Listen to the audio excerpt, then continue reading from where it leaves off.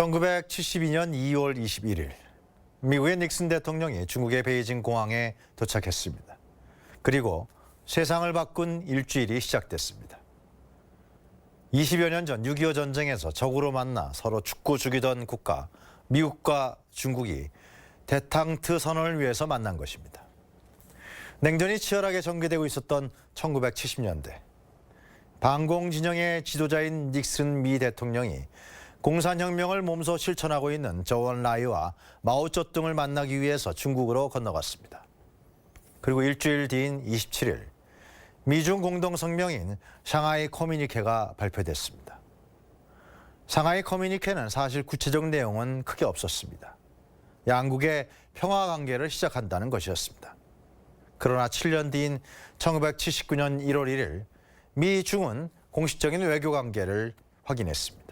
그리고 양국은 현재 패권 경쟁을 벌일 정도의 세계 경제를 이끌어가는 상호 불가분의 관계로 발전했습니다. 트럼프 대통령이 금단의 땅인 북한 영토에 미국 대통령으로는 처음으로 발을 내딛었습니다.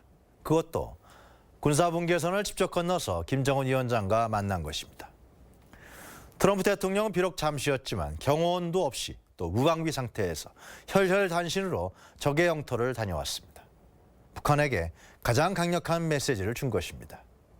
북한이 그렇게 원하던 체제 안전, 즉 미국이 북한을 공격할 가능성이 사라질 수 있다는 기대를 준 것입니다. 그러니 비핵화의 길로 나아가도 괜찮다는 것이죠. 그동안 지지부진하게 끌어왔던 실무 협상, 그리고 상호 간의 불신, 서로에게 먼저 요구했던 거래 신뢰가 양 정상 간의 전격적인 판문점 회담으로 보다 급격하게 진행될 확률이 높아졌습니다. 남북미 정상이 판문점에서 한자리에 모였고 서로 손을 잡았습니다. 비핵화 문제는 결국 북미 간 직접 해결해야 하지만 우리 땅에서 또 우리 민족의 운명을 좌우할 수밖에 없는 일입니다.